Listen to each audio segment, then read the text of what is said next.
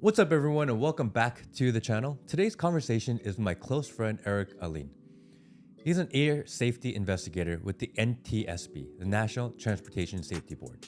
He's responsible on behalf of the US federal government to investigate the probable cause of aviation crashes. He is also a successful real estate investor. Today is an exercise of how a person can spend his life surrounded by tragedy and despair, yet is able to keep positive on the outlook of humanity. If you make it to the end of this pod or find value in the message, please feel free to share. As a small channel, we can only grow through your individual support. Thanks for watching. Now let's start the pod.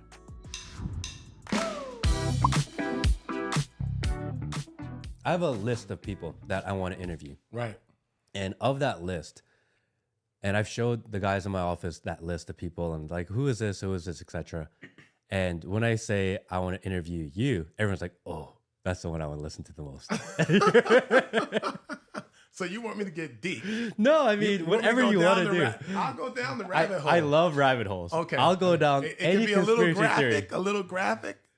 Whatever you want. Okay. Whatever you want. Okay. And it's crazy because every story you have at a certain point ends in tragedy. Yes. But you're a really nice guy.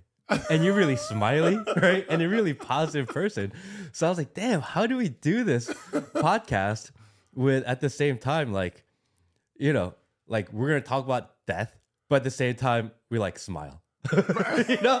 So there's this weird, like, Well, you know. well, how I contrast that, right? How I'm able to section that off, right? Do that and that. Yeah. I'll tell you how I do it. I'll tell you how I do it. Couple of softball questions for you, all right? You ready? Window or aisle? Me personally, window. Pretzels or peanuts? Biscoff. Whoa. You're a Delta guy then. Biscoff. Before a flight, coffee or liquor? Neither. Neither. No. Why? Why what? What are you drinking? I'm drinking nothing. Nothing. No. You don't drink airplane I'm stuff. just focused. Focused. Yeah. When I'm on the airplane, though, cranberry juice. Cranberry juice. Yeah. Ice or no ice? No ice. That's the nasty. It depends. If they're taking it out, if they put the ice in a bag and then put it in the tray, you're good to go. Yeah. Yeah. Would you rather have a baby crying next to you or a child kicking the seat behind you? Kick the seat. Kick the seat. The baby crying, Kick the can't deal seat. with it. I could look over and say, dude, stop kicking my seat. When you're in a plane, Uh-huh. do you listen to music, read a book, or you're doing the in-flight entertainment? In-flight entertainment, if not music. Do you talk to strangers in the seat? No. Never. No. You don't chat with them at all. No. Like, dude, guess what happens when you get off this plane? No. No. I don't No one's chat stealing with the them. fear No. in the No. people next to you? No. I used to open my laptop and work, but I stopped doing that because people would peek over and be like, "Oh my gosh!" I'm like, sorry. Okay, final question. Has there ever been an airplane crash that was affected by a phone not being in airplane mode? I don't know. Why do we go in airplane mode? Huh? Why? Uh-huh. I don't know. You have to ask the FAA, man. I'm gonna stay away from that question. Okay. So, I think the question that we all have is how safe is it really to fly? Very safe. It's very safe. Very safe. Is it safer to fly private or commercial I don't think it matters. I think flying is really safe. in general? Yeah, it's really safe. I mean, for the most part, everybody's in these times are trained very well. So, flying safe. So when a plane does go down, because that's what you do, you investigate planes that go down. When a plane does go down, how much of it is according to human error versus mechanical failure? Like, how important are the pilots? It depends. So, I'm just going to use some general scenarios, Okay. right? Okay. General scenarios. So, let's say let's say I get launched on an accident, right? When I get launched, I have no idea what happened, right? It can be a whole bunch of different things could have happened, and I don't know. I get there, right? So I get the call, I go to the site. As soon as I get on site, the first thing I do is I walk around, I kind of look at it, kind of get a feel of what's going on. Let's say the plane crashed in a heavy wooded area, right? So you kind of look at what you have around there. You don't really know at that time what happened. I know a lot of people say as soon as you get there, like, what happened? I don't know. There's a balled up airplane. There's bodies all over the place. And you just want to start, you kind of start trying to digest everything while you're gathering evidence and what data you have, right? And as you do that, we kind of use something called from the cradle to the grave, right? So where it started all the way up to where it ended, right? So at that point, I'm trying to get information. Okay, where did this plane depart from, right? All right, it departed from here. At some point in between point A and B, something happened and we ended up here. And as you go through that and you start gathering your data, that's when it starts becoming a clearer picture, right? One of the things that we use is something I did in college called the reasons model. Okay. The reasons for accident causation, right? So they give you like 4 pieces. The idea is you have like 4 pieces of Swiss cheese with a bunch of holes, and as everything goes through, everything starts to line up, then you get your accident. Well, it's kind of the same way when you're doing the investigation, right? I'll be looking at air traffic control data, right? See if the pilot said something. Then you're looking at, once the bodies are recovered, they go to the ME, and then they're doing an autopsy and a toxicology. And, as that report's getting done and it's finished, I'll start looking at that. Then I'm looking at the airplane itself, and I'm looking to see if I find anything. Why did this guy end up here? Or why did this family end up here? And you start looking at the airplane, you recover the airplane, you do what you can do on site, then you recover it to another location, you kind of spread everything out. And as you spread everything out, you start kind of going through it. And once you do that and you start closing the doors, like, okay, it wasn't a medical issue. You look at the weather, it wasn't a weather issue. It wasn't a mechanical issue. When you look at the mechanical stuff, you're looking at all the records, all the maintenance that's been done on the aircraft.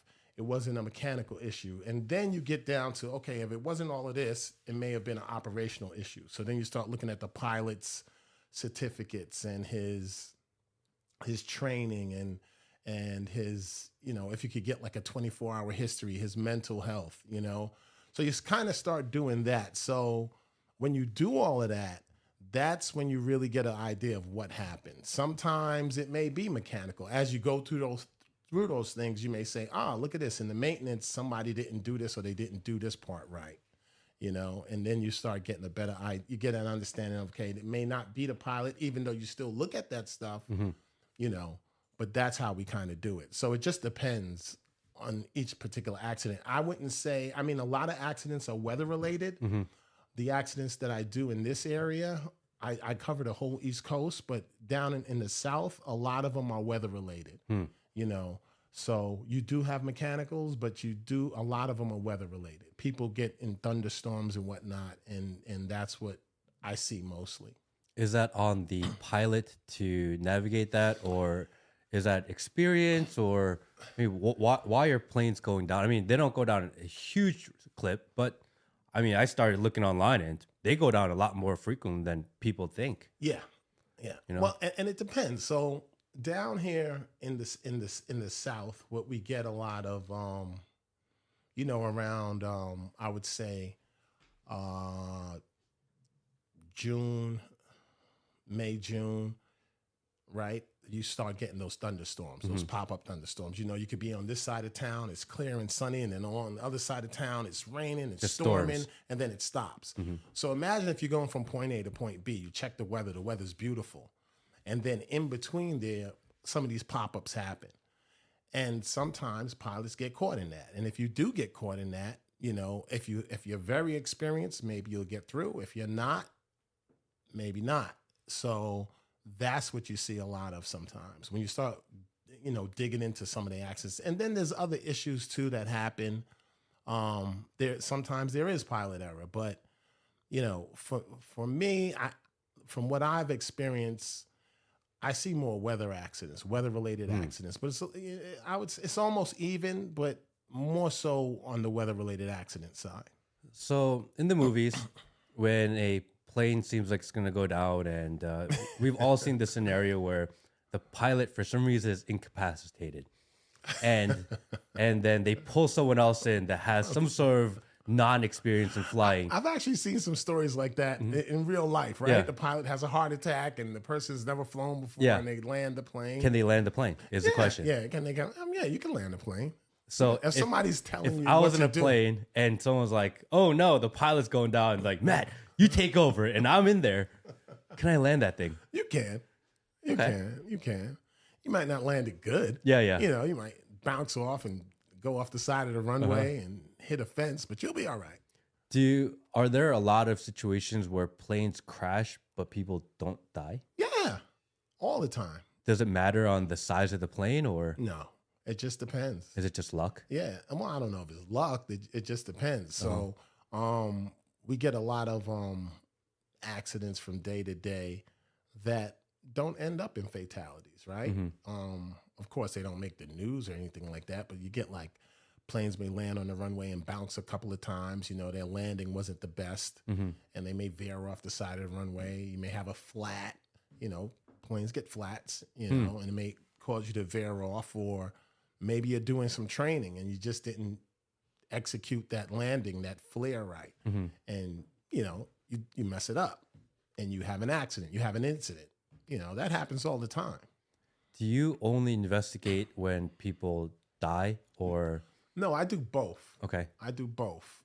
The majority of my work is when people don't die. But when they do, I'm definitely there also. So when you go fly, when you get a call for an incident and you have to rush across the country or to somewhere else, do you fly private or commercial? Commercial. And do you jump on like a jump seat? Is that how it works? Or how do you get there quickly? I used to do jump seat a lot. And jump seat is when you sit in the cockpit and you fly along with the captain and the co-pilot. But in certain airplanes, the jump seat is really small, and you're not comfortable, right? And you're not a small guy, right? So what I end up doing, I'm like, you know what? I'll just sit in the back. I'm fine. We used to get on airplanes and wear all of our uniform, but I don't do that anymore because they say it makes passengers nervous sometimes. Feel uncomfortable? Yeah, so I just, Is that a recent thing? Yeah, I think that's pretty recent.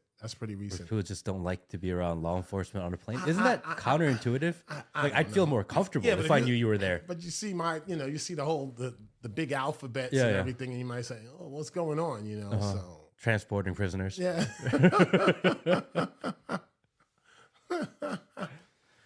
So how do you get your job? Because do you have a background in engineering or? So interestingly enough, growing up, my parents are from Barbados, right? So growing up, I used to go visit relatives a lot, jumping on the airplane, looking, you walk in as a young kid and you do that quick glance in the cockpit, you see all the dials, and it was so interesting to me. I was like, wow, when I grow up, I want to do that. So fast forward, when I got old enough, went into the Air Force, did a stint in the Air Force, did a whole bunch of mechanic type ratings in the Air Force, right? A&P, did that. And then when I got out, I had two businesses in New York, and I used the money from that to start my flight training.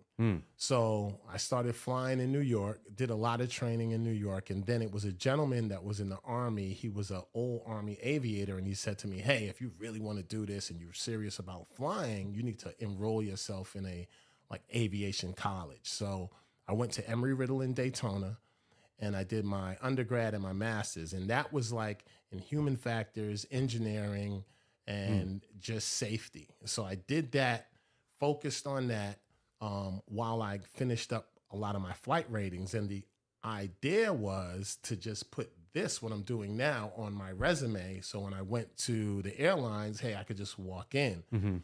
But because you wanted to be a pilot. Yeah. And I fly. So, I was like, all right, this is okay. I like flying. It's okay. It wasn't what it was cracked up to be because in college, I was pretty much flying every day, and it was just like, okay, you're just sitting back and you're like, it's not exciting and sexy as you thought. Right. I was like, okay, so no knock on pilots. Like most of my friends are pilots, and they love it. So, but I did that, and I said, okay, I'm going to do this internship at my agency, NTSB, and I did it. And I remember going out on my first accident and how we was just, drilling down into everything and digging into everything and all the sights and the smells. And I was like, oh my gosh, I want to do this. Yeah. Because I'm using all the stuff that I learned over the years to actually try to figure this out. And then that's what I just kept doing. So to do this, you have to be a pilot, right? You have to be a pilot. So I kind of had everything set already to just kind of walk in the door and, do this type of job. So kind of just lined up for you. Just the stars just happened. It just happened. So, and then the gentleman that hired me, he's no longer here. But when he did, I remember he was like, okay, have a go bag ready. I was like, well, what's a go bag? He's like, just have, clothes ready in a suitcase. And I'm like, okay. And then, the first accident I did, I remember that vividly. It's quite a few accidents that I remember vividly. And that first one I do, it was in Alabama. A guy was hauling checks, hit a mountain, checks everywhere, plane everywhere. And checks the cereal? No, like checks, like, like you remember, right. They used to write, people used to write checks back in the, early. People used to write checks, and he was a check hauler. Okay. And he hit a mountain, and everything was all scattered all over the place. But the thing that stuck in my head was when I got there, like it was freezing out there. It's a little graphic, but it just stuck in my head. I mean, like there was, like blood all over the instrument panel, and it was like dripping and all frozen. And I was like, what is that? He was like, this is blood, man. And I was like, this is interesting. So we kind of, after that, I was just like, wow, this is really deep. So I kind of just stuck with it. And then I could just remember, there's all kinds of accidents that I've done that's been pretty wild. Did you throw up when you saw your first body? No, I didn't.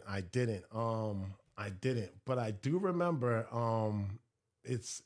so I did this accident in Charlotte. It was US Air. I think it was about 20 some odd people, 20 or 30 people on board the airplane. It was a prop, Beech 1900, I think. And I remember when it happened. It took off. It crashed in Charlotte. And what happened was I remember they gave us the call at our office, and they said, we want you to go stake it down. So it was me and another investigator. They wanted us to get there first, kind of set everything up for the go team that was coming.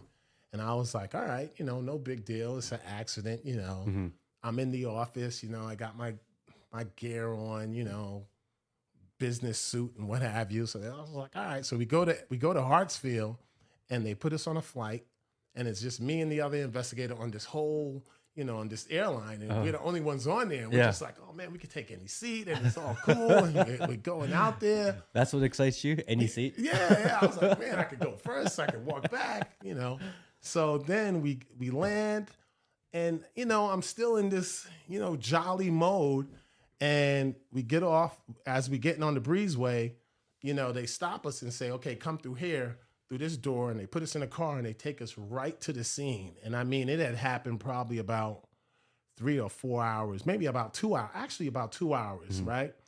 So we get out there, and the carnage was like, no. I mean, through the roof, man. Just the scene. I mean, how graphic you want to go? As graphic as you want. We'll put a parental advisory on this thing. So we get off, and my first visual is like torsos. Whoa. Yeah. So it's like torsos, just like, all over the place. And it was just a few. And of course, entrails, innards and stuff like that. So, it was heavy. I was like, whoa. And then it caught on fire. So that smell of flesh, so I was like, whoa, okay. So, we're setting everything up, and something just kept going through my head. Well, where's everybody else? There's 30 people, but I didn't see them. You didn't see 30 torsos. Yeah, I just saw a couple, because of the way the airplane hit and everything. And I was just like, oh man, this is pretty wild. So we're setting everything up for our team to come down, me and the other investigator. And as the investigation progressed, and we, they set up a makeshift morgue on the field, and then they went in what was left of the hull to get the other bodies. It was like they were all like piled up. Whoa. Yeah. So as they pulled them and, identified them, I mean, that's what happens, right? So that, when I got to the hotel that night, I didn't sleep at all, man. It was just too much. That visual was just like, I was calling my mom, I was calling my friends, hey man, just trying to get my mind away from it, And the biggest thing was the smell, because that kind of like just sat in my sinuses, man. And I just kept like, oh man, this smell, how do I get rid of this? And then, when I got back home, my supervisor, he was in his office. I was like, oh man, that was something else. He was like, man, you're going to be all right. And I'm like, okay, and I just went in there, and for about a week, I thought about it. And then it was like, hey, this is what it is, man. This is what it is. How do you keep on going, knowing what you've seen, having that memory of that smell? Like, how are you able to move forward? Because I feel like if I were in that situation, I'd be fucked. Like a week, 2 weeks, I'd just be like, what the fuck just happened here? You got first responders, right? And that's what they see all the time, when they see stuff like that. I mean, for me, that's why I try to make, I try to make sure I understand tragedy. I understand that. And then I understand when I see people, I'm like, look, man, you have no idea how fortunate you are. You have a great family, you're living, enjoy, man. Enjoy your time here, because you don't know, right? So enjoy your time. Do the most you can do. Try to be as positive as you can be, because there's another side, and you don't want to see that side. So just, and that's how I kind of separate things, So that's why I'm always like trying to be upbeat with everybody, because you just don't know. So, knowing that, getting home, seeing the family, seeing your friends, going out, that's what keeps me going, But at some point I'm like, okay, y'all, I got to go. Yeah. I put my mind in that mode, and boom, I'm gone. But when I get back, Were you always a positive guy before, or did this make you more? And do you think that's necessary to do what you do? I do think it's necessary. I was always positive, but this just shined a different light on things, Like, when you start interacting with some of the families that have experienced that, because I may interact with somebody, I may want to know what this person was doing prior to, and then when they start telling you the story, sometimes it pulls at your heartstrings, right? You're like, oh man. Yeah. But, sometimes you may have to do that. But yeah, I mean, it does, it just gives you, it just shines a different light, and you could appreciate things a little bit more. I would say that I appreciate things a little bit more. At one time I was like, oh, I want this, I want that, I got to get this, I got to get that. But then you learn how to be satisfied with what you have, The little things become a little more important. And you start appreciating the things you have. So, you know, and all those things aren't as important. Do you think it's necessary to have that outlook on life? Oh yeah. Oh yeah. Especially in these times. You know, I talk to a lot of people and, you know, everybody's like, and you know, we used to drive around in some of, we still do, but have some fun. Yeah. Have some fun. But you know, some people are so set on, you know, the term is getting the bag, right? And it's not that important. It's really not that important. I mean, don't get me wrong. Everybody wants to be successful, and you should. You should strive to be the best. But at the same token, don't. You know, it's all about the memories and the journey, not necessarily about the end. So make sure you make memories, good memories for yourself, and you're just not working yourself to death. And then you know, you look back and you miss 10 years of your life. You forgot to live. Yeah, you forgot to live. So yes, that's important. You know.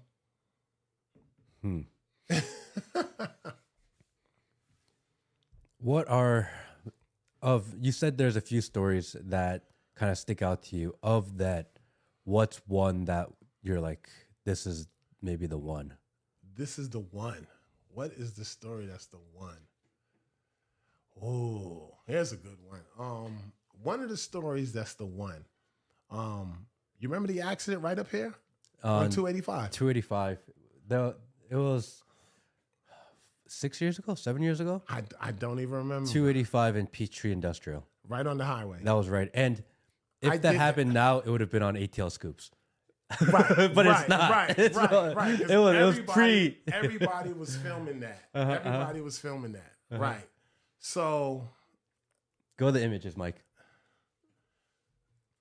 So this was 2016. That was 2016? And yeah, there I am right there. There you are right there, investigating the crash. Yeah, that one was pretty wild. What sticks out about this one? What sticks out about that one is the backstory. I'm not gonna get too deep into the backstory, but it was 4 people on board, and I also believe it was the young lady had her dog on board on that one.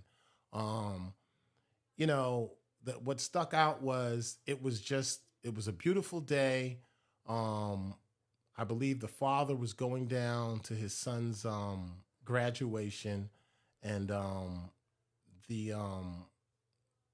when they took off, they had an issue with the airplane. I can't remember how much I put in the report, but I believe the airplane had an issue prior. And when they were troubleshooting it, they didn't hone in on what the issue was. And as a result of that, thinking that the airplane was okay, it ended up not being okay. And they perished here on 285. And I think it's you would have to read the report because I don't have it in front of me, but that was the way the backstory kind of led up to that. was very interesting to me. I kind of like complex accidents like that, ones that I really have to like drill down in.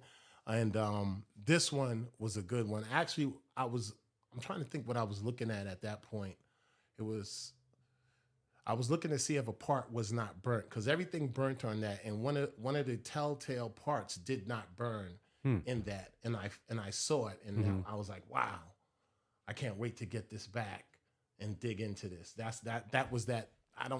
They actually caught me really good right there. So when you go investigate a plane going down like this, do they take the parts and reconstruct them so that you can do a better look? Because they can't just keep the road closed forever. Yeah. So I have my camera there, and I'm documenting. I'm documenting what I see, the way it is, and then once we remove it, I may say, like when the guys came to remove it, I'll say, okay, this area right here, make sure you preserve this area. Don't upset or you know anything in this particular area. I want to look closer in this area. And that's what they were doing. That's what I was doing, just trying to get the areas that I really wanted. And I was able to accomplish that. And then when it got to the next location, I think I took that whole engine apart. I took it apart and I started digging into it, and that's when I found what the issue was. What was the issue? I can't remember. I can't remember offhand. Actually, I do, but you need to look at the report. Even if you gave me a report, I don't feel like I would understand anything. Yeah, because it has a probable cause, and the probable cause would tell you exactly what I found. I can't remember offhand. I think I do, but I can't remember.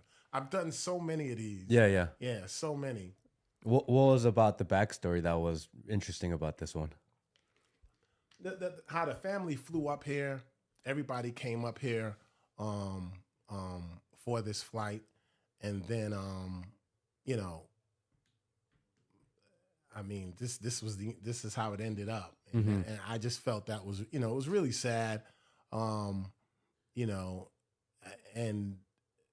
just hearing the stories about each individual kind of made you feel a certain type of way. How much of people's stories get into your report, or how you write your report? If it's something that's factual, that has some sort of implication, has some implication to the accident or the probable cause, then it'll get in there. If it's not, then it's just a backstory that I know, right? And it's somewhat private, right? Because it's their story, so I have to keep it private. But does that help shape your opinion on what happened? For example, they were fighting, and they were not this, right. That, but they were fighting, or the guy wasn't in a good mood that day. Maybe he was feeling a little depressed. Like, how many of these emotional factors kind of go in? It depends on what I find. Like, this particular one was mechanical. That was mechanical. So their backstory doesn't really sway me any, right? Because if it's mechanical, it's mechanical. So, you gotta, like I said in the beginning, it just depends on what it is. Like, I did one, and I'm just going to be general. I'm not going to say what case it was, but I know I did a case where a family of 4 left from Florida, and they were going up towards Tennessee, and they got caught in a thunderstorm. Tried to get out of the thunderstorm, and the airplane broke up in flight. All right, all 4 people perished. All 4 people perished. So, when I did that one, the backstory on that was actually contributing to the outcome. So they went to the airport.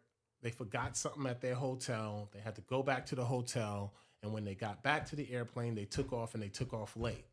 So if you drew a line and on the side, you had a thunderstorm moving. If they had taken off on time, they would have missed the thunderstorm. But because they had to go back to the hotel and come back and then take off, they met the thunderstorm. So that backstory was actually in the report because it was contributing to what happened. Now there's other factors to that, but I'll just stay away from those. Like, if you're running late and maybe try to fly faster, is that a thing? I mean, a car? But the airplane is only going to go but so fast, right? Just like a car, you put a certain engine on it, it's only going to go but so fast. You got what you got. Yeah, so if it does 180 knots, it's 180 knots, right? If the thunderstorm is moving at 10, 15 knots, 180 knots, you trigger it. If you get off in time, you'll pass it. If you don't, How important is math in what you do? So the way we work is, we have labs. I have labs. So I have a metallurgist lab. I have a weather lab. I have a performance. I have human factors. So I have different assets to my avail. So I don't have to drill down. Like, if I'm going to do like a performance study, I could just take the information that I gather, and I may say, hey, look, this is what I'm looking for. And this is what they do specifically. And you give it to the analyst, and they kind of put it together. So I may say, hey, I want to know. They model it for you, or? Yeah. They'll do it in a report. I actually did an accident where the plane lost control in flight, and what I wanted to find out was how many G's does it take before you start to white out, right? And based on the speed it was falling and the way it was spinning, did it achieve those G's? Did the pilot white out or black out or gray out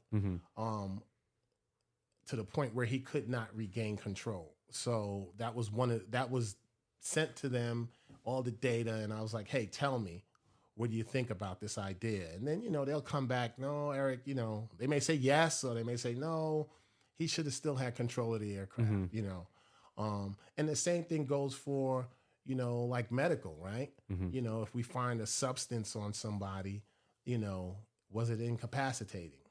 Could they have flown on this substance? Sometimes yes, sometimes no, so, and then we just do so many different things, deck angles of the sun. Was the sun in their eyes at the time?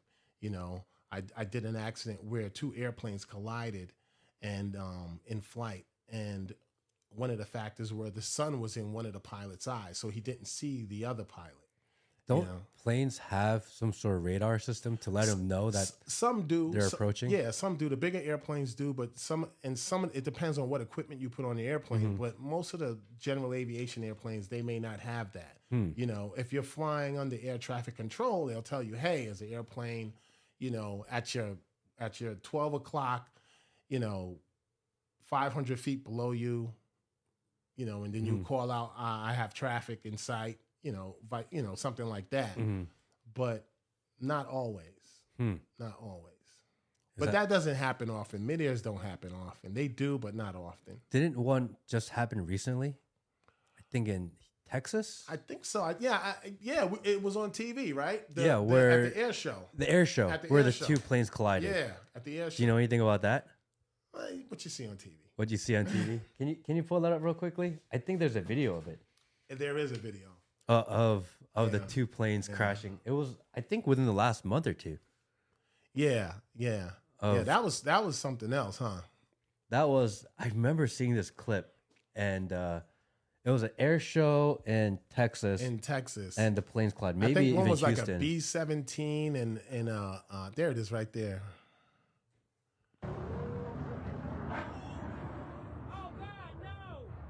This morning, investigators poring over a horrific play-by-play. Two vintage planes caught on video. Whoa. Yeah, that's pretty wild. Before falling in a fiery crash. Are you serious?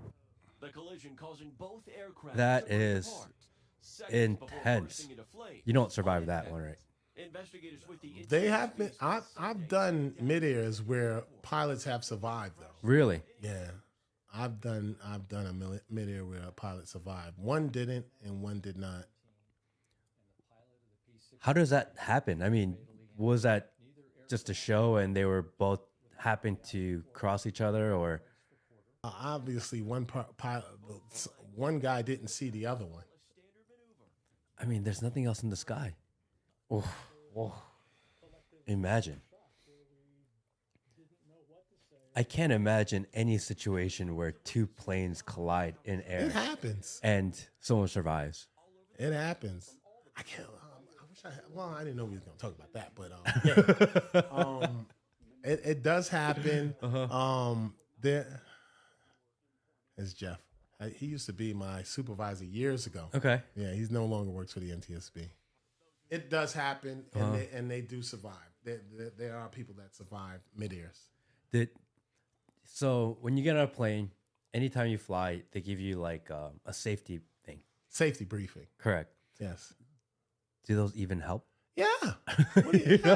Should I be paying attention every time I jump in a plane? I mean, right now it's probably rote memory, right? You can probably just memorize. You can tell the flight attendant exactly what she's gonna say. But yeah, that stuff helps. I mean, think about it. If you're over the water, they tell you how to put the mask on. Yeah. Most people probably don't listen and put it on wrong anyway. But I mean, that stuff helps. It helps. I listen. Do you? I listen. And then I always try to find where the exit door is. Really? Yeah. Even now? Yeah. What if you land and the cabin's full of smoke? And you say, okay, the exit is 3 seats behind me. So 4 seats in front of me. I can't see, but I know the exit's like 4 seats in front of me. So you fly planes. You were in the Air Force. You've been investigating plane crashes for 20 plus years. Uh-huh. But when you get on a plane, you notice where the exits are? Yeah. Because all planes are different. But you told me that they're safe. But why are you looking at exits every time you get on a plane? How safe is it? If who are the most experienced person in this category. Anything, right, because I know things can happen, right? Things can happen. Things can happen. I mean, when you drive down the street, right? Yeah. What do? You don't just, I'm good. I'm good to go. I got an airbag, so I'm good, right? Yeah. I'm just going to text. I'm going to drink coffee. No, you still pay attention, right? Yeah. Well, yeah, kind of. Yeah. Wow. Why not? You got to be safe, man. Do you apply that to all things in your life? I'm not like, OCD with it. I'm like, oh my gosh, I'm not on the airplane like that. Where's the 6, 1, 2, 3? I'm not doing anything like that. 34 feet behind me and 10 paces I'm not behind. Like that. I'm just, it's just something you just pay attention to. Okay, the exit's there. That's there. Okay, I'm going to have a great flight. I don't think I've ever thought of that when I got a flight. Should I be? If they're briefing it to you, why not? Just be aware. Like, I'll tell you something that I think is pretty funny. I see people wear flip-flops on the airplane. Yeah. I would never wear flip-flops. Really? No, what if something happens? You got to walk across metal or something like that. You imagine wearing flip-flops? No. You said it was safe. It is safe. But no flip-flops. No, you wear whatever you want, all right?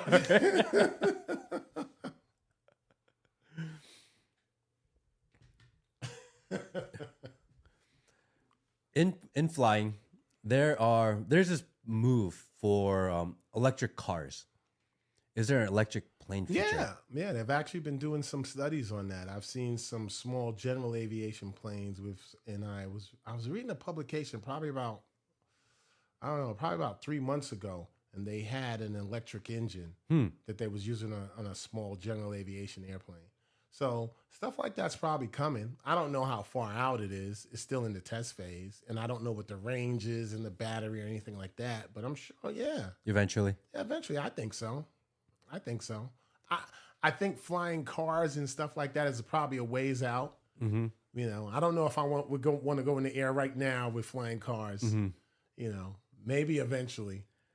Eventually. I mean, if most planes that crash are because of weather and things like this, then you would think technology will help with the radar system, something where they're able to communicate, there's less crashing. I mean, they say electric cars crash less.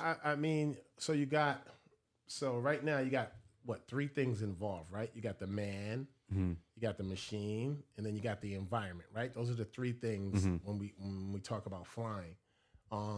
Right now, you can't control the environment, right? There's all types of weather at any given time. We can't control that.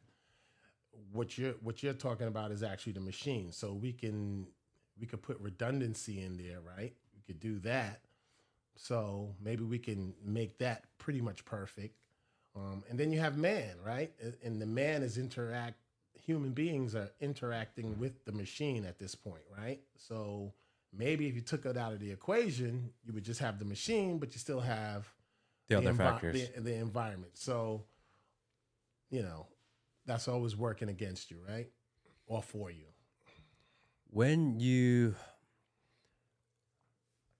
How safe is it to live near an airport? It's pretty safe. Is there any reason why you wouldn't? Why I wouldn't? Mm-hmm. I don't. Other than the noise? I don't like the noise, and then it reminds me of work all the time. I want to live in the woods, in the country somewhere. So where are the most accidents occur then? All over the place. I mean, if you did a graph, a blot graph, everywhere. It just depends, and it changes with like the weather, right? Like in the north, you probably we don't have as many events as we do in the winter because of the weather, right? That's that scenario, the environment. So most people are flying down towards the south where the weather is much, much nicer. And then as summer comes and the weather is really nice along the eastern seaboard, then you're having stuff all up and down there. So, but you always have stuff, but maybe not as frequently as you do in different months of the year. So if I want to jump on a small plane, what should I be looking out for? Nothing. Nothing. Just get do it. on there and do it. What do you mean? Let's do it. Bro, if people didn't crash, you wouldn't have a job. Right? And if you didn't fly, I wouldn't have a job. That's true. So just You're trying to keep yourself busy here. Yeah, just fly. Just fly. No problem. Yeah, just fly. No, you'll be fine. I mean, there's quite a few flight schools out here in the Atlanta area that are very good. Do you recommend people learn to fly? If you really want to. I would say if you really want to learn how to fly and you really want to fly, do it. But if you do it, it's serious, right? There's no do-overs in flight. That's what I say. Yeah. You can't go up there and, I'm just going to screw around. And, if you're going to do it, do it. It's very enjoyable. I used to do it a lot. It's very enjoyable. And if you do it right, you shouldn't have a problem. I always thought of it as like a life skill, almost like driving stick shift. Right. Where you never know where you'll ever be, where you're like, fuck, I need to fly this plane. Right. What if it's the Like end of the world and right. it's like Walking Dead? Right. And the difference between me escaping from the zombie apocalypse is a plane. Right. And I'm sitting there with my family. Right. And I'm like, sorry, baby, we're going to die because I don't know how to fly a plane. Like, that would suck. We have to run. Yeah, we need to run. We need to find a building and hide in. Yeah, and this is not the Walking Dead zombies. This is like the Z zombies where they're where hurdling. they running, yeah, right? exactly. Then I'm like, damn it, I wish I knew how to fly. Right. Then you get to the airport and the plane doesn't have any fuel in it. I was like, I wish I knew how to fuel it. Now I got all extra problems compounded. Because, I think everyone watched Top Gun last summer or over the summer. Yeah. And I was watching it, and number one, fantastic movie. Right. And after the movie was done, I looked at my wife and I said, I need to learn how to fly. Did you? Yeah. I said, I really feel like I need to know how to fly because it's a life skill. Right. You never know what's going to happen in this world. And if we ever get in a jam, I want to be able to know that I can fly this thing. Right. So are you going to buy an airplane too? And well, she looked at me like, no, because that's ridiculous. We're not going to get, taken over by the zombies. It's just not a thing. Stop being stupid. Number one. And number two, she's like, if you fly like you drive, this is probably the worst idea you ever had in your life. Right? Same idea of she's like, no motorcycle for you. I used to ride motorcycles a lot. I stopped that. Because once you get used to speed, it's really hard to go backwards. And if you enjoy speed, it's really hard to go slowly and safely. Yeah. It's not easy. It's a very fine line. Yeah. And once it becomes a part of who you are, it's really hard to dial that back. Oh my gosh. But in flying, you have to show discipline and control the entire time. All the time. It's very nerve-wracking sometimes. And it's very counterintuitive to how I am, which is, give me a plane. I want to see how fast I can go, which you shouldn't be. But here's the thing. You don't have any reference, right? Mm-hmm. So when you're in the air, it looks like you're it doesn't look like you're speeding. You get on an airline, you're doing 400 miles per hour. Yeah. It doesn't seem like that, right? Because you don't really have a reference. You have it when you're taking off and when you're landing, but not when you're in the air. So unless you're on a fighter jet, probably not going to have a reference. You'll be just fine, man, putting along. And maybe when I hear that, then I become less interested. Like I could just ride shotgun, right? And you get the same experience almost, right? Because I've been in small planes and it's intense, right? Or you could go do aerobatics. Ooh, how crazy is that? I'm not doing it. Really? No. Why? I don't want to. Is it the feeling of your stomach and what is it about the aerobatics that you don't like? Or is it just a little sketchy? The whole equilibrium thing, man. I might get dizzy and then won't be able to recover, man. I'm good. I'm good. I like watching. Like, wow, yeah, that's neat. Yeah. But I don't want to do that. They actually have something called upset training where you do that. Okay. Where you get the plane all out of whack and then recover. You could do that. You don't necessarily learn how to.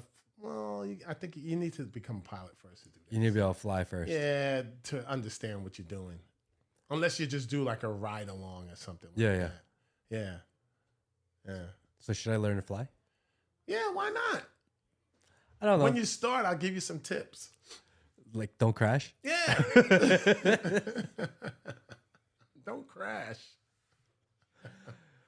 If you're gonna fly, what kind of plane is a good plane to kind of start in? Start. Because I've been in some planes that buddies of mine may have at like PDK. So what have you like a Cessna, a Piper, Cessna, a mostly Cirrus? Cessna, some small planes. Right, right. They don't seem like they're very modern.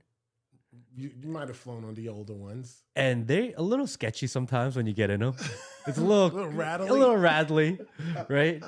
Like you almost see loose bolts somewhere. It feels like it. I mean, you don't see them, but it feels like it. Feels like it, right? It feels like it. And sometimes I'll get in one and be like, it doesn't feel that safe. It doesn't feel that safe. I mean, it's just rattling a little. It's a little rattly.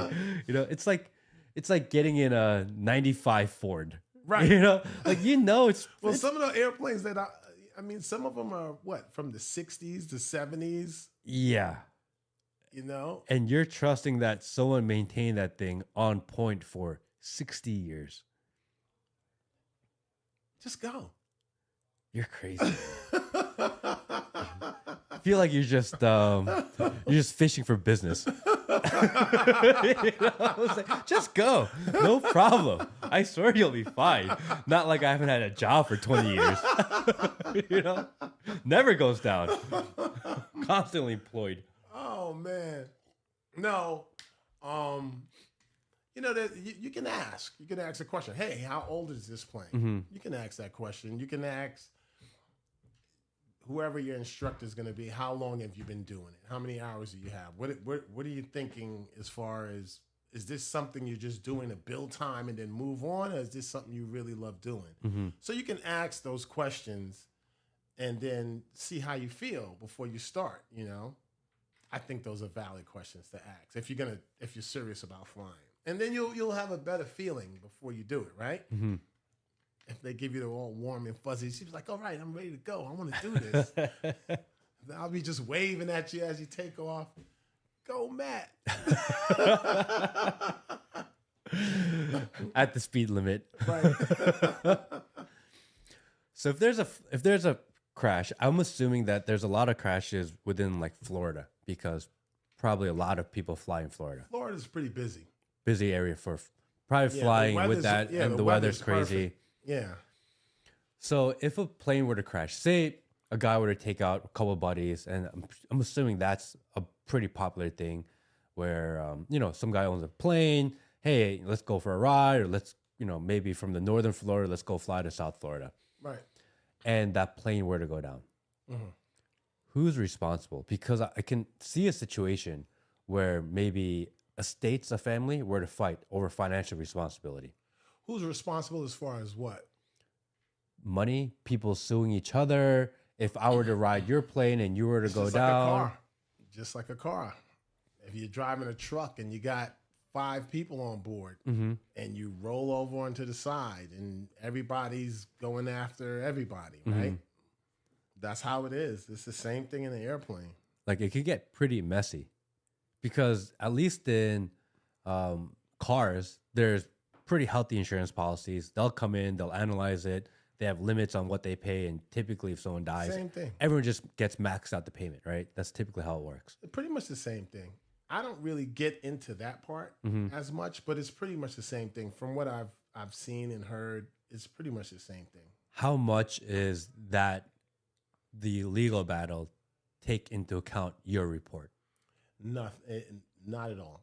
Not at all. So I do when the airplane crashes, it's pretty much my airplane. When I'm done with it, then I release it to the insurance company or whoever else, and they take it from there and do whatever they need to do.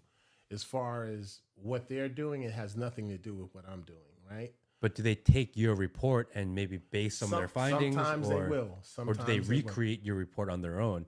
They may recreate their own report, or they may, based on my findings, it may help them make a decision on the direction they want to go. But as far as my report is concerned, it's my report, right? So I get it first. I'm doing it first. I'm seeing if there's any safety issues in there.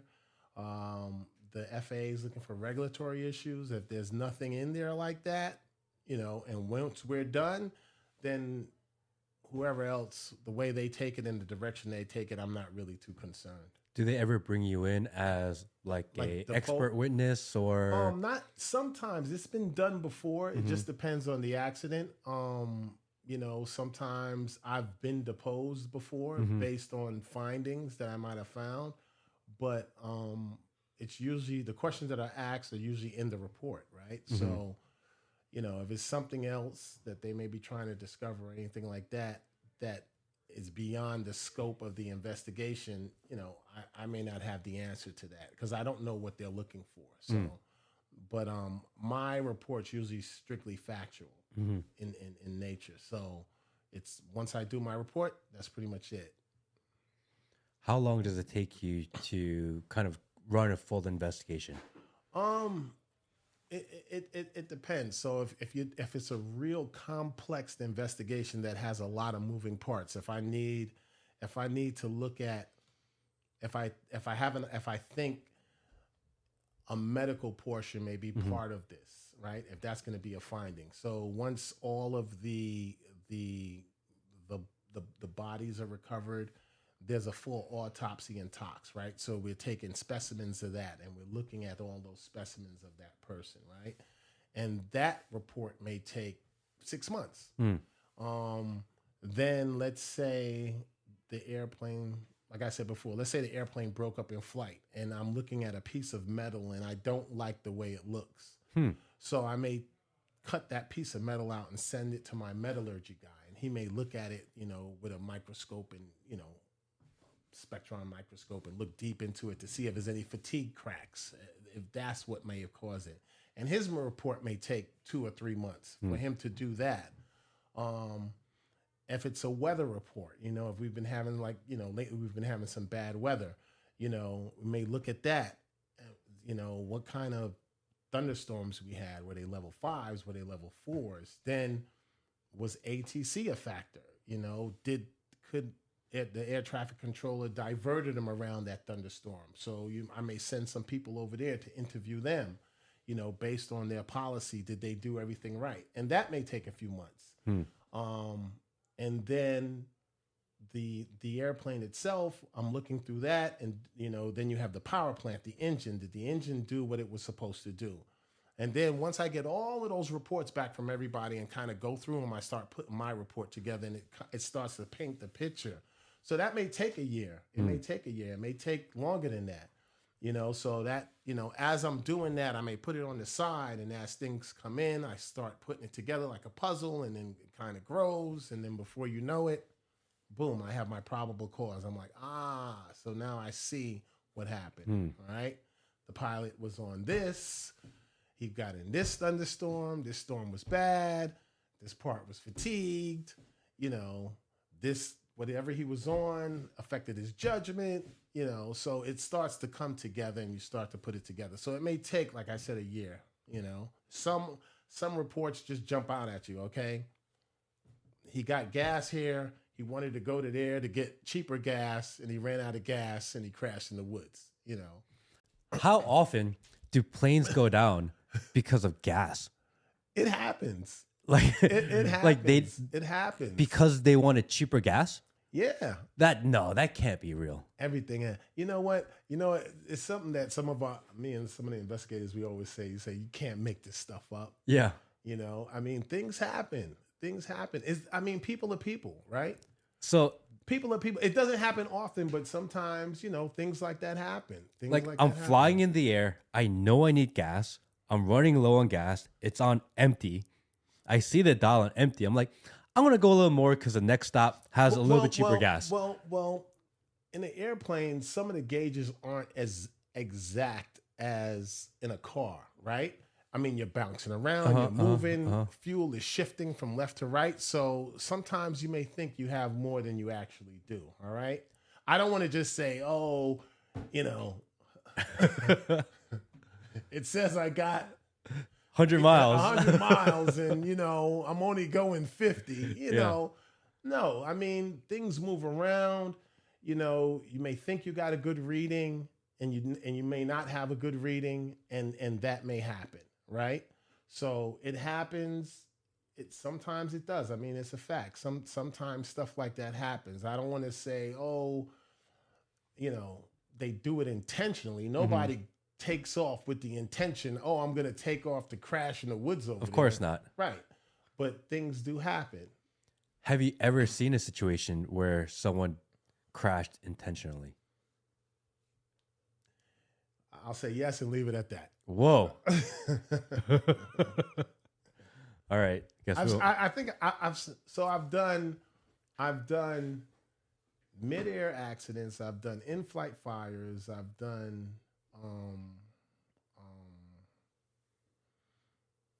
intentionals. I've done just flying into bad weather. I think I've pretty much done the whole gamut of accidents. Mm-hmm. I've seen pretty much everything. And you've seen a situation of someone just intentionally. I've seen everything. That's crazy. I've seen everything.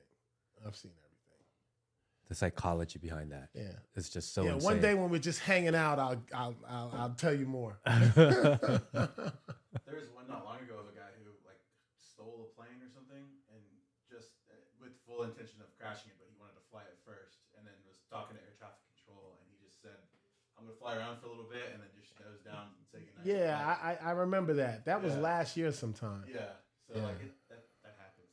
What about helicopters? Do you do helicopters too, or just planes? Yeah. Do helicopters? Have flown helicopters? Are helicopters any more dangerous? No, I'm not. Helicopters. I've flown helicopters, and to me, I just don't feel comfortable flying. Really? Yeah.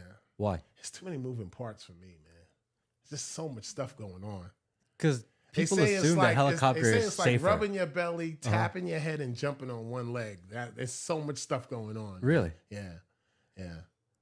Why is helicopter flying so different than planes? Well, there's an accident rate higher. No, I wouldn't say that. I wouldn't say the accident rate is any higher. But the same things happen. It's aviation. The same things happen with those that happen with aircraft. It's just a lot. It's just designed differently. All right. The concept is still the same, right? Lift, drag.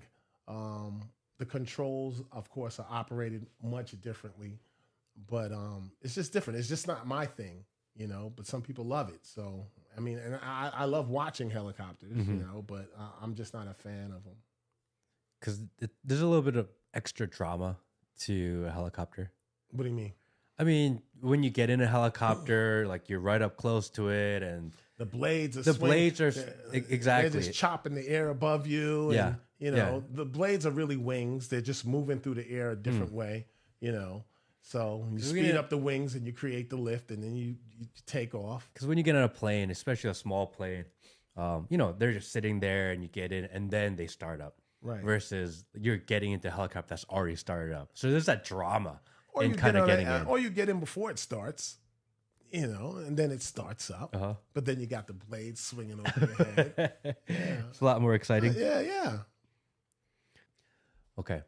So have you been following this guy on the internet, Andrew Tate? Oh, I know that guy. Yeah, I know Tate. You know Tate? You know Tate? I know Andrew Tate.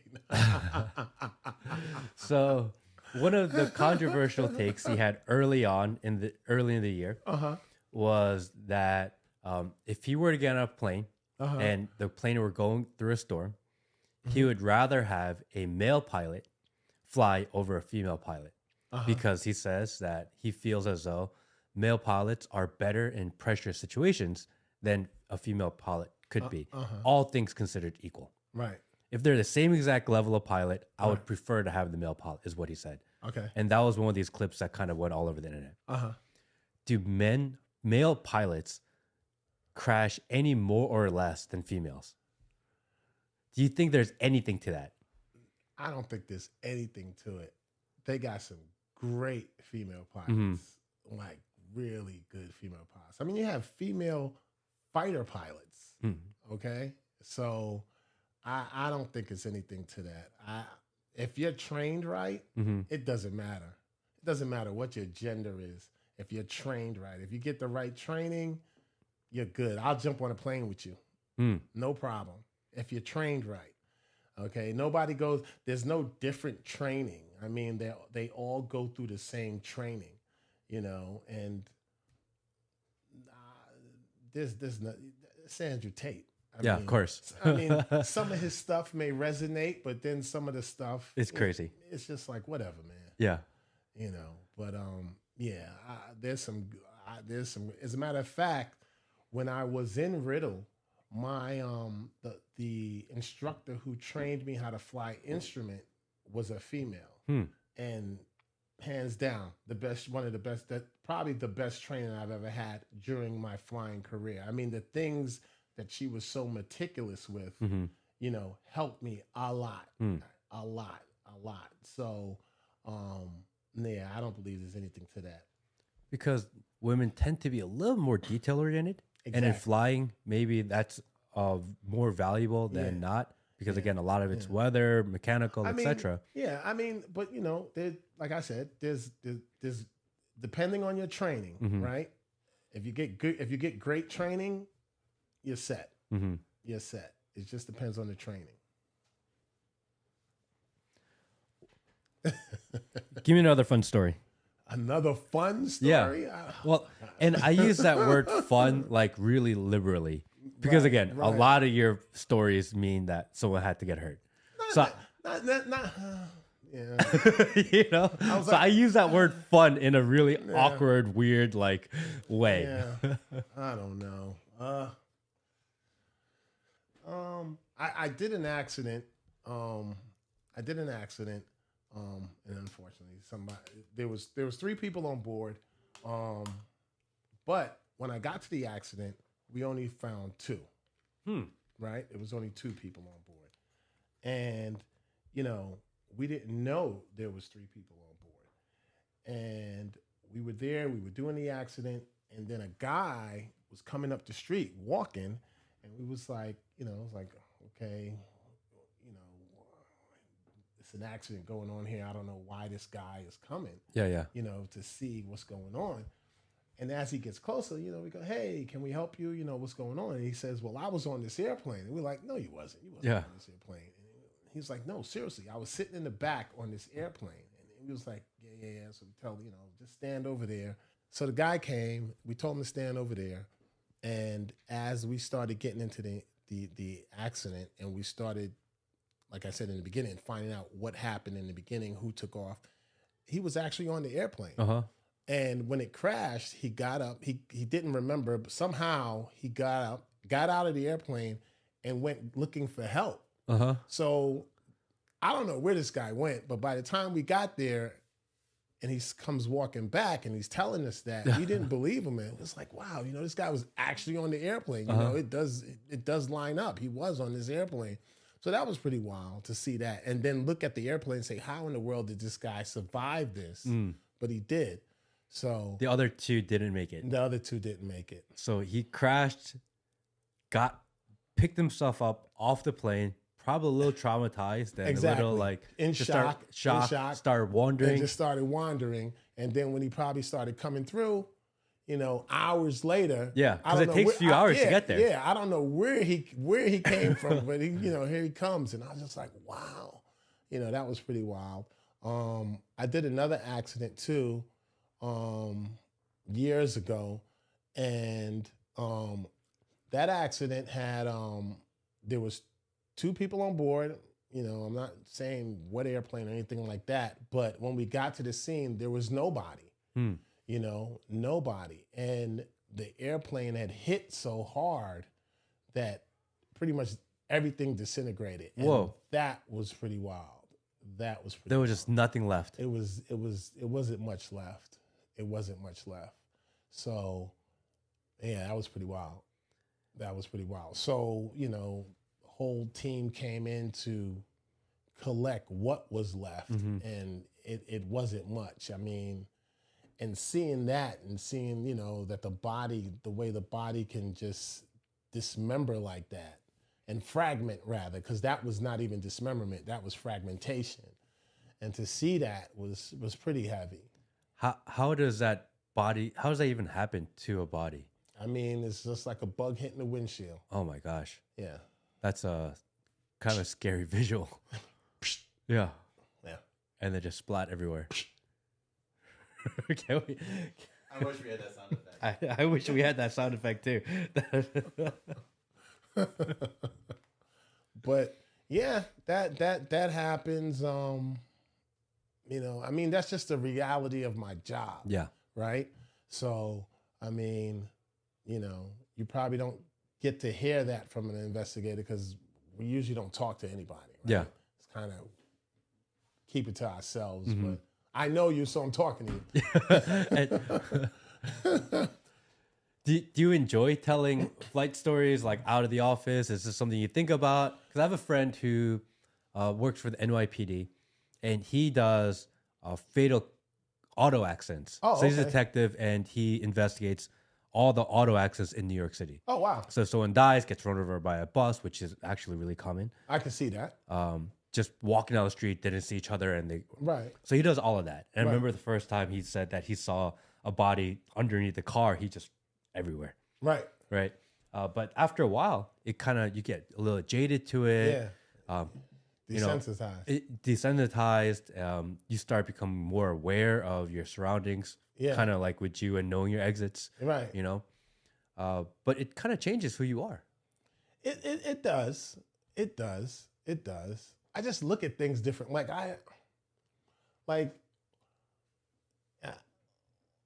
the stress and the drama. I don't have time for that. None. Not whatsoever. I mean, it's kind of hard to really get me going. So, you know, it's like, yeah, whatever. You know, I could walk away from pretty much anything. I'm like, you have no idea. Yeah. You know, so What you've seen. Yeah. So it's just like, all right, whatever. When you investigate, how often are you a part of talking to the families? It depends. I don't like to do it as much anymore. And we have a division that specifically does Handles that that. now? Yeah, transportation disaster division. So I kind of let them. I may ask them, hey, you know, ask this question, ask that question, and then as time goes on, when things settle down a bit, then I may ask a question. But I don't get involved in that as much anymore because sometimes I don't want to hear too much of that story that led to it, because not that it'll change my view on anything, but you know, I don't want to get that emotionally attached with that. Because I could see a situation where, as the person responsible from the government perspective to investigate what went wrong, people may want to ask you for something like closure. And I don't have a problem with that. You know, if they do, I don't have a problem with that. But and I've done it and I do it, but if I don't need to do it, I may not necessarily do it right away. You know, I may wait and let them, you know, go through their grieving process first before I get into that. Because my questions may be very pointed. And, you know, and then they're going to ask me some questions that may be very pointed that I may not be able to answer right away. So sometimes it's best to just give it some time, you know, so I can see what I got, see what's going on before I get into that.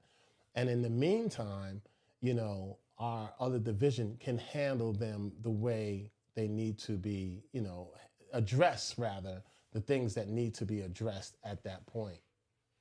So that's how I do that. Do you like what you do? Love it. Love it. Love it. If you could do anything else, Do that. really? Yeah. Yeah. Is it just, do you just like nerding out the problems? Yes. Or what is it? Yeah, man. So I like finding the cause of things, right? From a kid, I like building models and stuff like that, you know, putting things together. And it just satisfying. It just gives me satisfaction to figure out what actually happened, to see what happened. And in a lot of cases, in some cases, how to prevent it from happening again, right? I mean, you jump on an airline and you get in your seat, you put your seatbelts on, you get from point A to point B.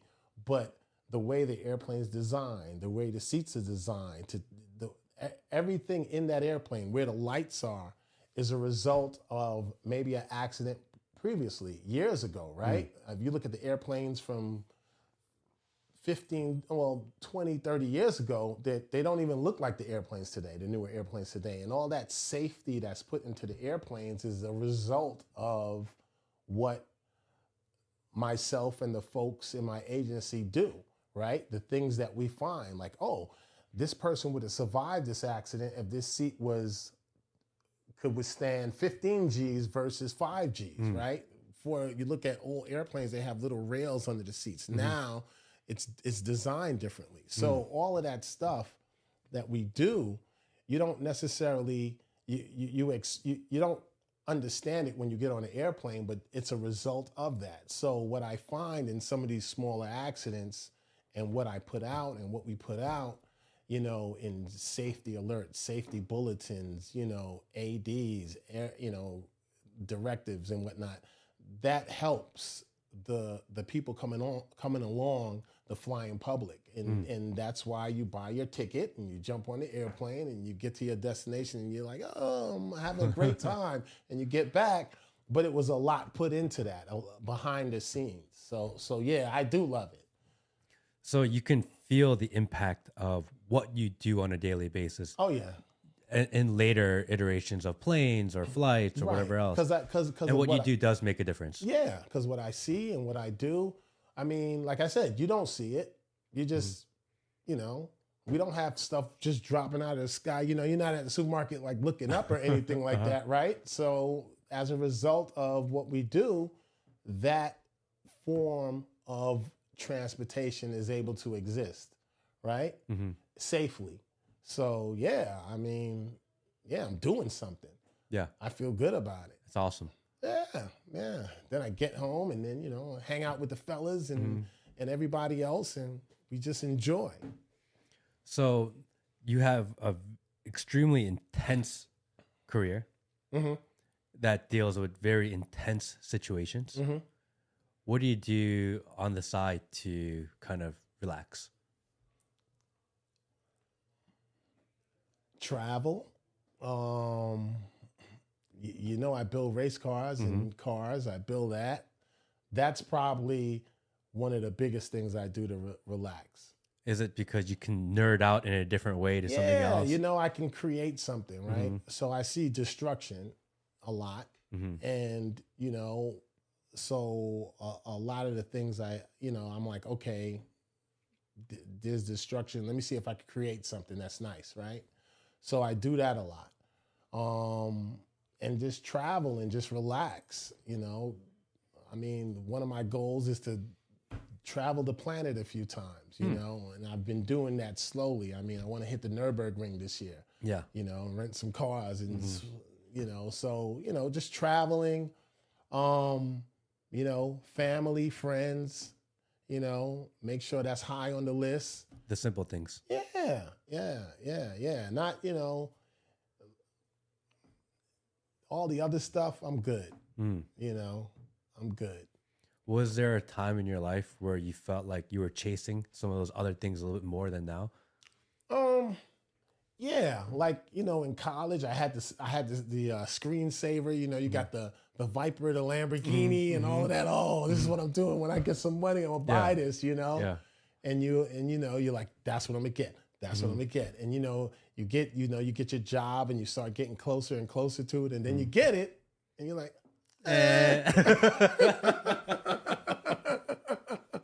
you know, I like, you know, you're like, it wasn't as cool as I thought in my mind. Right. When you get there, you get there, and you're like, okay, it got to be something else. It got to be something else. You know. And then, you know, you go through the cars. I mean, we got cars. You go through the cars, and you're like, all right. You know, then somebody says, oh, you're going to get this new one? And we're like, so what? You know, I look at everybody else with their new stuff. I'm like, oh, man, that's really nice. Yeah. You know, but do you want it? You're like, yeah, I want it. But then you know what it's like after month 3. Yeah. You're like, It's collecting spider webs. The getting there is way more enjoyable than actually getting it, because Yeah. after you get it, it loses shininess really fast. Really fast. Yeah, that's what Really I feel too. fast. Yeah, really fast. And that but that doesn't mean for the people listening, you know, strive to that. And when you course. get there and you're like, I'll be sitting there like, The journey is the fun part. right, the journey, right. Yeah. And that should be life, right? The journey, getting to those places. But I'm at the next level now, right? I've done that. So I'm at the next level. I just want to see the world and see different things and partake in, you know, the world, right? And see what's out there. You know, that's the level I'm at now. So you've been to a lot of countries, I'm assuming. Yeah. Which country have you not been to that you really look forward to going to? What's on your list? Man, I really want to go to Asia, but I mean, Never? Never. Whoa. Yeah. Bro, Then how can you say you've traveled the world and never been to Asia? That's where everyone lives. I know. but I'm so interested in their car scene. Yeah.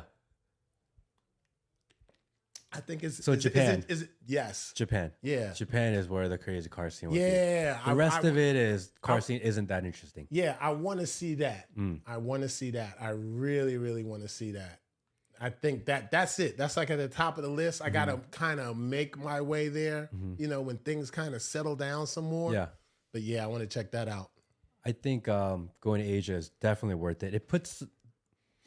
I've been to a lot of countries in Asia, and every time I go there, it puts the whole world in perspective. Really? Yeah. You realize how small you are, number one, how insignificant you are. Wow. And you don't because of the amount of people? Because the amount of people, how big everything is, how well the people that live well really live versus how unwell the people that don't live.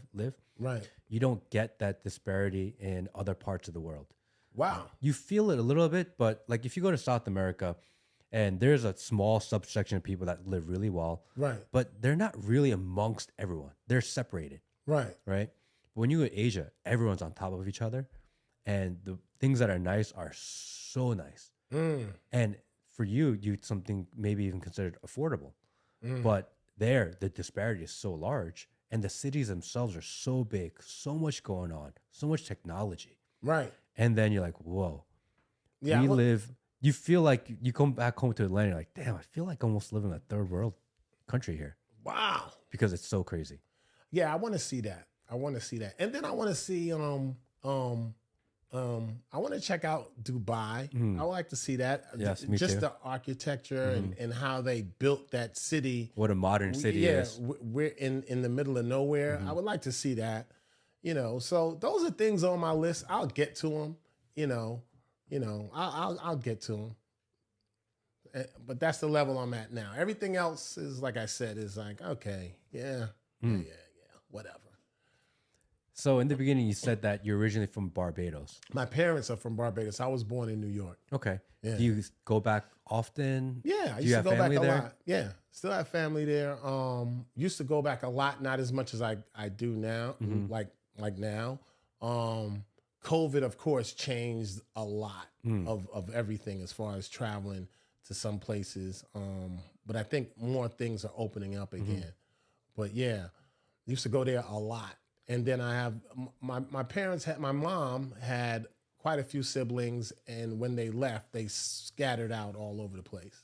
So what's one thing about Barbados that people who go to resort and vacation may think versus people who actually live and kind of experience the real Barbados? What's the difference like? What's real Barbados like? What's real Barbados like? Yeah. I don't want to be the advocate for real Barbados. Okay. But people are very friendly. Very, very friendly. My experience,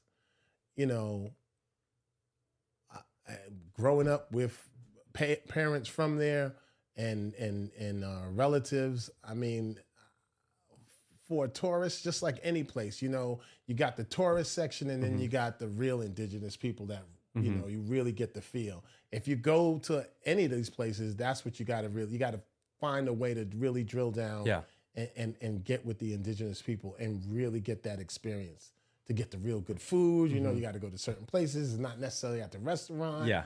You know, but you probably have to go with somebody from there to really get a real good experience. But if you don't, I mean, it's still a beautiful island.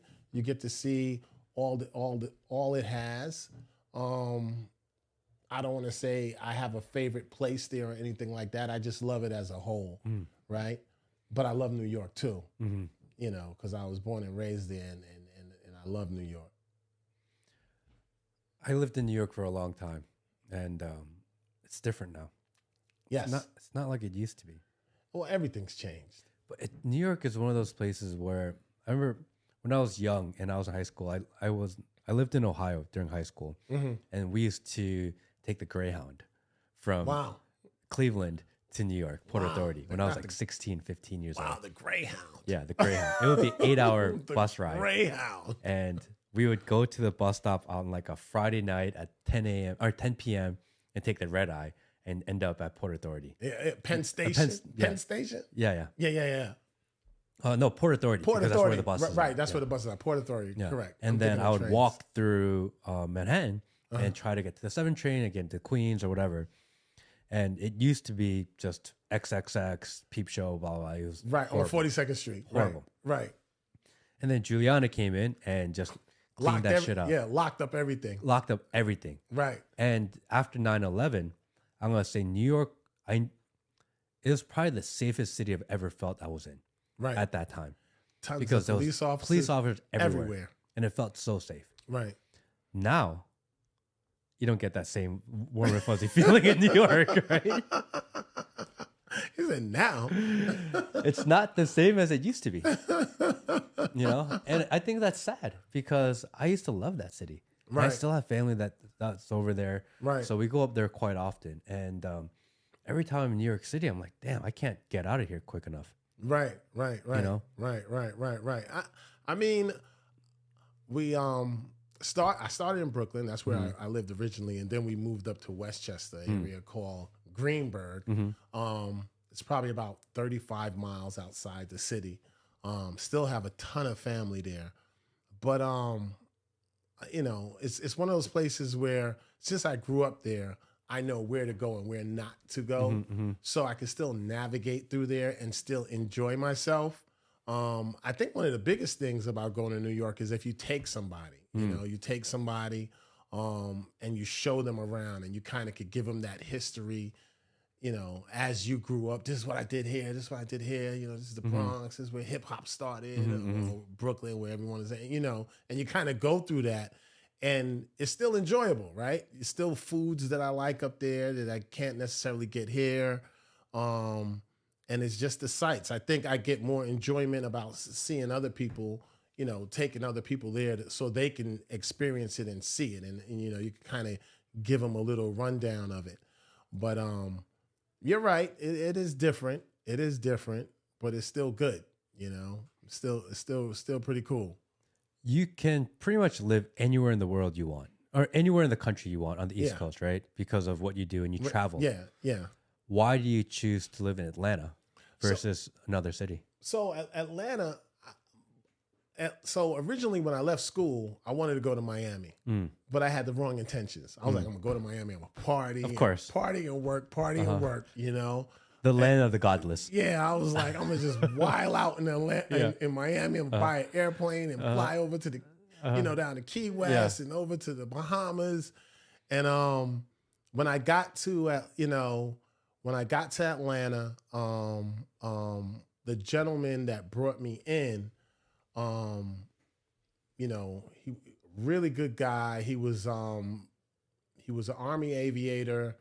You know, his wife, his kids were here, and he just really schooled me. He kind of brought me up to speed to a level that I needed to be. All right. He kind of like, okay, leave all that crazy college stuff. This is serious. You know, you're getting ready to start a journey in life and you want to get serious. And he was my mentor. So being my mentor and listening to him, I didn't want to go. After a while, I was like, I don't need to go to Miami. I'm just going to get myself in trouble. You know, if I go to Miami, I'm just going to be hanging out and I'm not going to take the job as serious.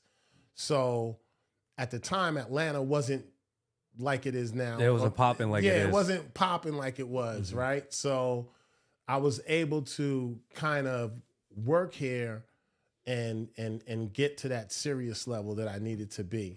And then I started noticing some things about Atlanta that reminded me of home in the sense that I remember my area at a time when it wasn't as developed and there was a lot of opportunity, but I didn't have money to do some of the things I wanted to do. Now I had funds to do some of those same things. So investing in real estate, you know, a lot of things like that. I was able to start that and start to build my portfolio here like I wanted to. And I did. And once I started doing that, you know, and I live downtown, I live, you know, in that Grant Park area. So it's near the airport. I was still able to travel, go home. I used to go to New York a lot, a whole bunch of times and travel overseas. So I was like, look, this is like the perfect place for me right now. You know, I can focus on what I have to do. All my crazy friends in New York and in Miami, you know, I don't know anybody here. So yeah, this works, you know, and as time went on, I was able to build my career and build my portfolio to where now, you know, I could afford the things I want to do, to go and come as I please. And it worked. It worked. So the idea worked. And that's why I stayed here, you know. I mean, starting off with a government job, it's a slow burn. Right. Right? So you work your way up. Right. Are you a GS employee? Is that how it works? So GS 12, 13, 14? Up there. Up there. So you're making good money now. And you've been... I'm good. And you've been for a while, so you're unfireable.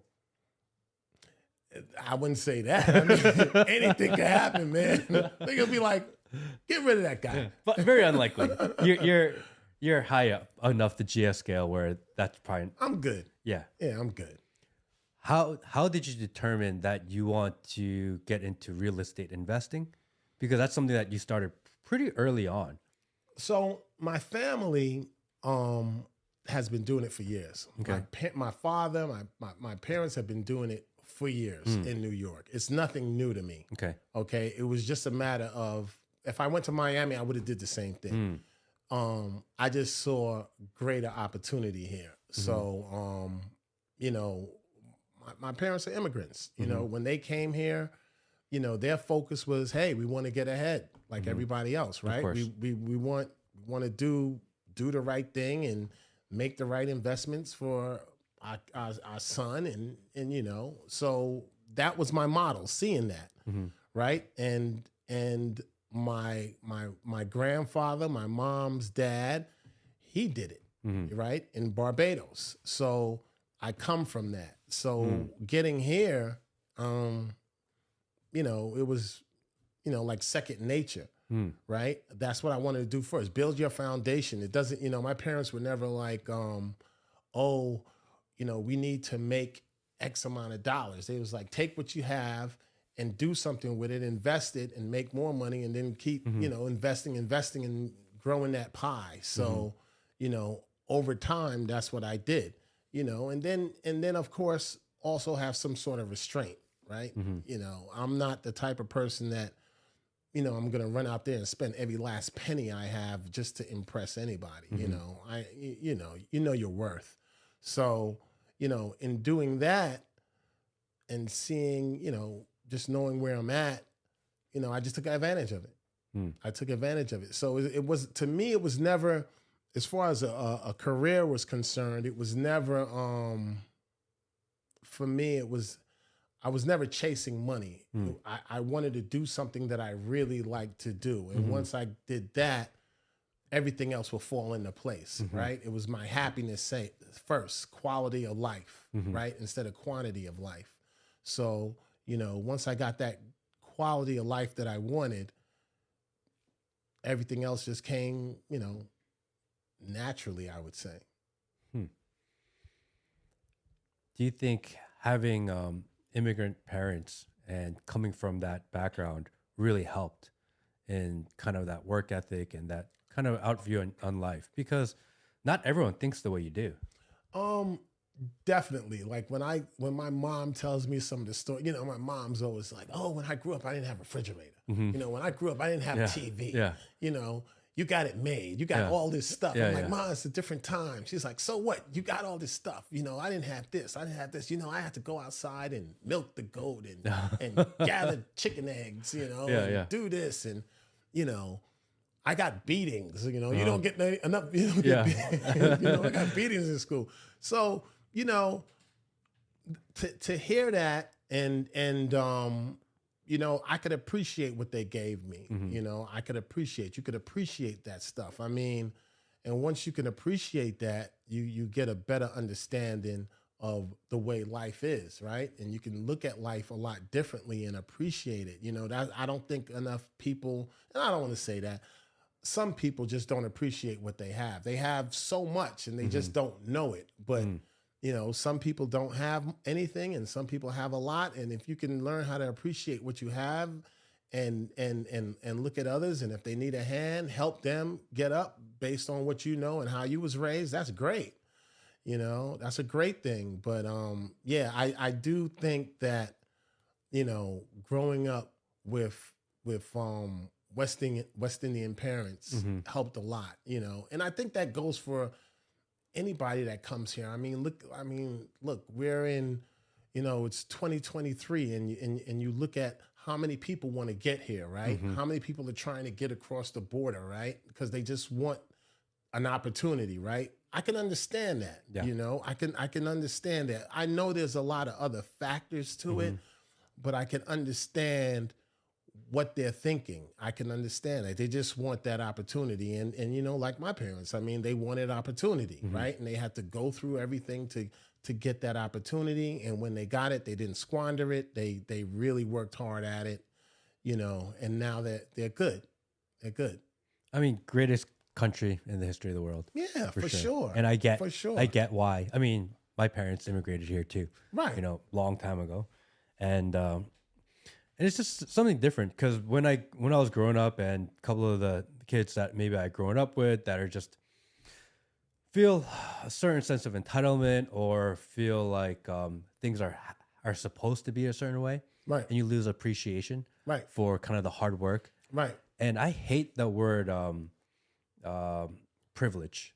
Right. That word really bothers me a lot when people say, "Oh, it's because someone is privileged," and I say, "Well, it's actually means that my parents worked really hard to give me extra opportunity. Right. And I want to do the same thing for my children. Right. And for someone to say, oh, it's privilege. No, like that's what families do. Right. Is that we create better situations for future generations. Right. And that should be celebrated as a good thing. But sometimes it's not. But sometimes it's not. There's such a negative connotation to it. Right. And one of the things is people never see that hard work in the back, right? So like, we'll drive around in our cars, right? And you'll pull up somewhere, and everybody's like, "Oh man, what do you do? Are you a ball player or this?" I could see that. Probably thought you were maybe a linebacker, right? Are you that? And I used to go, "No, I'm just a regular guy like you." Yeah. Well, how did you do it? You don't see the hard work, but lots. I do college, writing reports, staying up late. You know how it goes. Everything, failures, accomplishments. You go through all of that, and as time goes on, at some point you're gonna reap the benefits of everything you've done. And if you see that in the end, trust me, it was a long journey to get there. It was not something that I just woke up and, oh man, I won lotto. No, it's not that. It was a long journey, and I appreciate the stuff I have. So, and always willing to, you will always want to be willing to help the next guy up, or, guy, gal, whoever, you always want to help that person up, or at least give them something that they can kind of go on to help them get to that point, if that's the point they want to get to. But always explain that, hey, enjoy that journey too. Don't go so hard in that you miss everything that and you don't have any memories of the things you've done, you know. But yeah, you know, that's the way it is. I mean, when I sit down and talk with you and I speak with you and I listen to your story, I think of this is a guy that did things the right way, that did it one by one, did the process in which, without taking shortcuts, without trying to jump the line, that just kind of step by step by step, and throughout the process, kept a very positive attitude in a industry that has a lot of tragedy, but yet you're able to move forward. And I think that in itself is very inspirational for people. It's something that people can look forward to, that you can advance in life by doing things the right way. Oh, yeah. Because there's this idea that if you want to have the fancy car, if you want to kind of be in a position where you can do things you enjoy in life, you have to take shortcuts, or you have to step on people, or you have to kind of do things in a negative way in order to get there. But you're like the example of someone that just did it the right way and did it in a positive manner. Well, yeah, and I mean, you know, we live in social media world, right?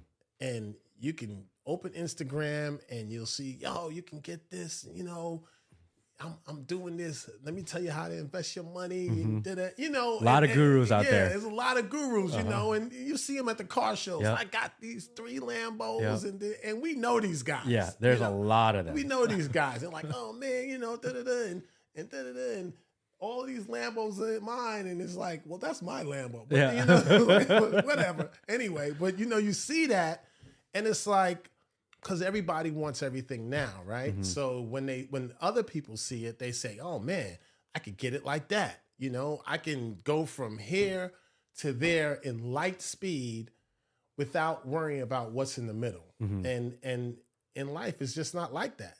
We know it's not like that. It doesn't, it takes some work. It takes some hard work. It takes sacrifice.